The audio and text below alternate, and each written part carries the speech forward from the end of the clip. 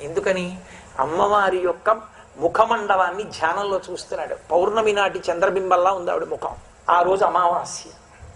మహారాజు అన్నాడు, ఇవాళ రాత్రి నేను వస్తే చూపిస్తావా పౌర్ణమి చంద్రుడిని అన్నాడు. తప్పకుండా చూపిస్తానన్నాడు.